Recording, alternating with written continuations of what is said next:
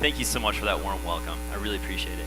What I just performed is a very small aspect of BMX freestyle biking. I've been riding for about 16 years, and throughout the course of my career, I've learned one valuable lesson. I'll get into that later. But for now, I want to give you a brief overview of BMX, the sport that I just did. We're starting off with some history.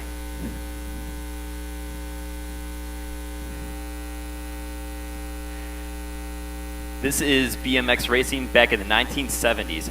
This is where freestyle derived from when Bob Harlow started doing some basic tricks on his BMX bike.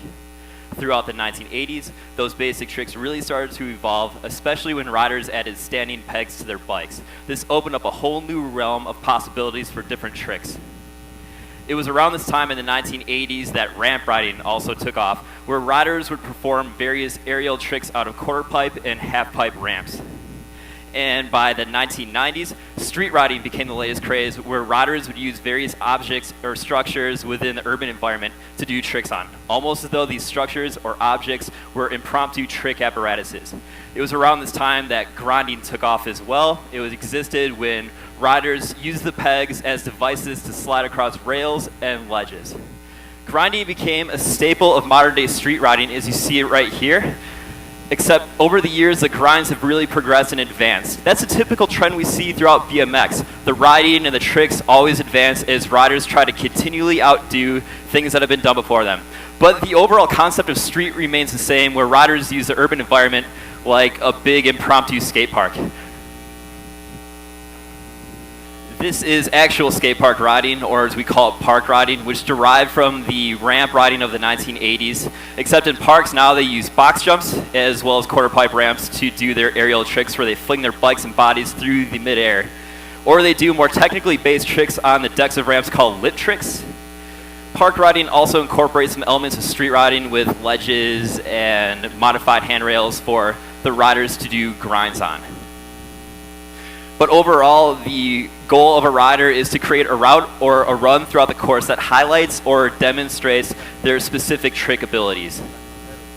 And then there is dirt jumping or trails riding, where there aren't any sort of ledges. It's just a series of dirt mounds that the rider launches off of, trying to get as much height as possible and trying to do tricks with as much style as possible.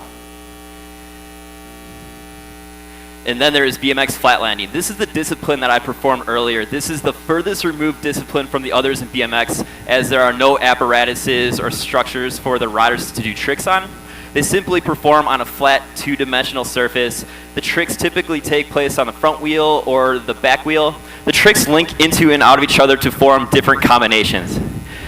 Flatland is actually considered the most difficult discipline in BMX freestyle, as the balance required to do a lot of these tricks is very, very demanding. And it takes mastery of each trick in order to put them into different combinations. The one rule in flatland is that the rider is prohibited from touching the ground. So that is a pretty small overview of the entire sport. You get a good glimpse into the different disciplines. Over the years and decades, each of these four main disciplines have branched off and evolved into somewhat of their own individual sports. This has happened because, as I mentioned earlier, riders are always trying to progress and advance and do things that have never been done before. So with that, the level of riding has really advanced to a point where if anybody want to get involved with BMX freestyle, they have to focus on one specific discipline in order to become professional, in order to master it.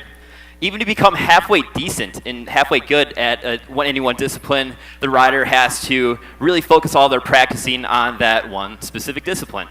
Of course, there are exceptions. I'm one of the exceptions. I never became a professional or mastered any one discipline in particular. I was a gymnast throughout my childhood. I did gymnastics up until I was about 13 years old, but I thought BMX was the coolest thing ever, and I always wanted to do it. So it was around the time I was about 12 or 13, I started trying to do some dirt jumps. Unfortunately, it wasn't very successful for me. I wiped out a lot. I could barely maintain stability in midair. I crashed a lot. It seemed like I lacked the natural ability, this natural ability to do jumping. So after a while, I was actually discouraged, and I kind of gave up. By the time I was 15 years old, I started to practice some flatland tricks in the comfort and privacy of my parents' driveway. I caught on to the few tricks I was able to learn, and from there, I was completely addicted. I was obsessed. All I thought about was riding. I really looked up to the top professional riders in the sport. I idolized these guys and girls. They were able to do things that were incredibly impressive on their bike. They were notorious for doing bike tricks, so I dreamed of one day hopefully also being notorious for doing bike tricks as well. So I followed their example and tried to hack it as a competitive flatlander. I started off trying to practice tricks in order to get them consistent so I could go to contests, do well, and progress throughout the competitive ranks of flatland with all hopes of eventually qualifying in the professional class and becoming a professional flatlander. Unfortunately, that never happened. I was competing when I was an amateur, and I realized that a lot of my amateur peers were a lot more advanced than I was. They were doing tricks that were a lot more difficult than anything I could do. It seemed like they were more easily able to learn these tricks than I was able to. They were progressing a lot faster than I could. So after not doing very well in the contest, it became apparent that my dreams as a professional flatlander weren't very realistic, and that a lot of my peers would eventually procure those top spots in competitive flatland. So I kind of gave up on that one too after a while. But at this point, I was completely enthralled by BMX. It's all I wanted to do, and I wanted to continue in some way, shape, or form. I wanted to become notorious still for doing bike tricks. So at some point, I started to redirect my focus away from the athletic pursuit of BMX freestyle, and I focused more on the artistic endeavor. Because at its essence, BMX freestyle is an artistic sport, much like gymnastics, figure skating, diving. We're just doing aesthetically pleasing movements with our bikes and bodies. That's all it comes down to. And for the sake of artistry, I wanted to stand out. I wanted to create a style that was unlike anything anybody was doing, because all great artists stood out in their own way, in their own way, shape, and form. So in realizing that each of the disciplines were very segregated, I decided I would stand out pretty easily if I just took some flatland and if I combined that with some street riding, taking those flatland tricks and interacting with different objects in the environment while doing tricks. It would create different patterns of movement. It's not to say this has never been done before. There are a few riders that were before my time that took some flatland, they combined it with some street riding, but the extent to which they did this was very minimal. I realized this is a wide open, seemingly unexplored frontier, so that's the direction I took my riding. I also started to combine my gymnastics background into my riding to infuse more of an acrobatic style that most riders wouldn't have, because most riders didn't have the gymnastics background that I had. So I'm going to refer to some video clips that showcase my riding over the past several years, so you get an idea of what I'm talking about.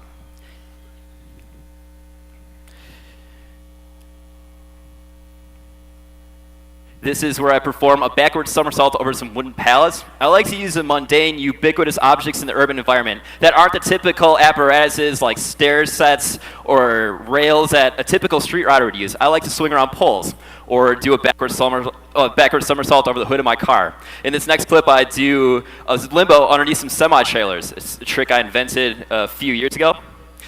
And this is a trick I did not invent. This is called a handlebar ride. It's a pretty standard trick in flatland. But I've taken the handlebar ride in my own direction by making different variations with that environmental interaction. Grabbing onto a basketball hoop, flipping off the hoop, landing back on the bike again, or using a chin-up bar in Berlin when I was out there filming for my Red Bull video.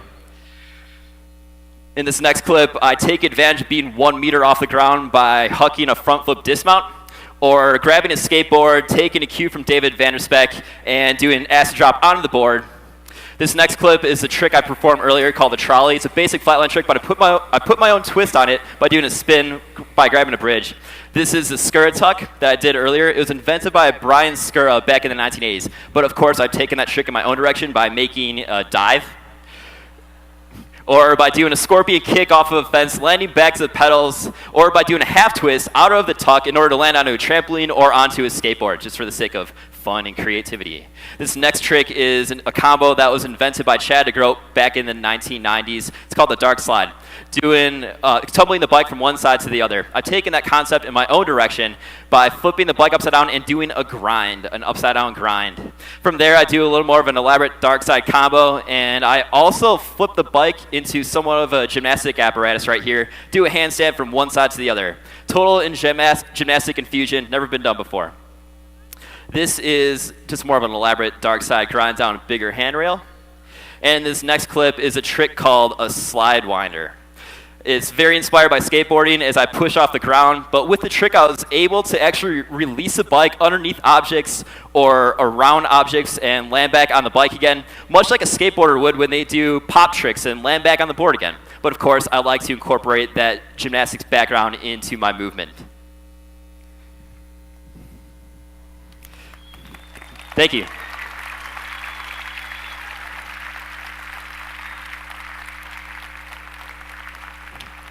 I appreciate that. So I've taken some of these particular video clips as well as video clips that are similar.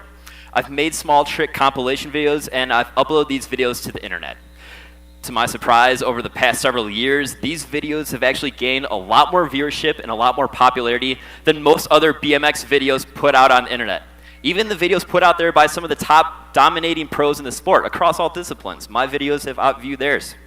So I've been very, very fortunate. Actually, one of my videos went so viral that if you take all the views across all the different social media platforms it's been uploaded to, you combine all the views together, it collectively has more than any other in BMX history. So it's arguable, but I'm very concerned. I'm very, very convinced that this is the case. Regardless, I've had a lot of success, and I've had the notoriety that I've dreamed of as a kid. And the cool thing is I'm not the best. I'm not the most talented. I can never hack it as a professional flatlander. I could barely even hack it as an amateur flatlander. I'm not a street rider, none of that stuff. I was only successful when I started riding my own way, just taking basic tricks and just reworking them into different patterns of movement. I've had some good monetary success with this. I've had different TV shows as well as ad agencies throughout the world reach out to me to use my clips in their TV shows or ad campaigns, things of that sort. I've made a pretty good amount of money doing that, surprisingly. I've also been flown around the world to make different live appearances and performances on different TV shows. I've had a handful of companies reach out to me and hire me to perform in videos they produce that promote their products. So I've been really, really lucky to carve out this professional career because, again, hey, I'm not the best guy. I'm not the most talented.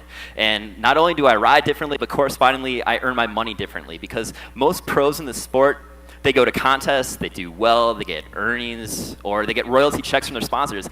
I'm not officially sponsored by any one company. I get some support, of course, but nobody's paying me. And I'm not good enough in any one of the conventional disciplines to go to a contest and dominate it to get money. Just no way. I don't even have a chance. I could barely even hack it in an amateur contest, in all honesty. But I've been super fortunate just by doing things my own way. And this is the biggest lesson that I've drawn from BMX, is that you really don't have to be the most talented at what you do. You don't have to be like the elite or the best to be successful at it. A small percentage of people actually are the best at what they do, or the most talented. But for the rest of us, the majority of us who are mediocre, there's still hope for us to succeed, as I found. All we have to do is draw from our previous experiences that are unique to us. If we draw from these experiences and infuse them with what we are doing, we can redefine what it is that we do and stand out in a spectacular manner. That's my idea worth sharing. Thank you so much. Thank you.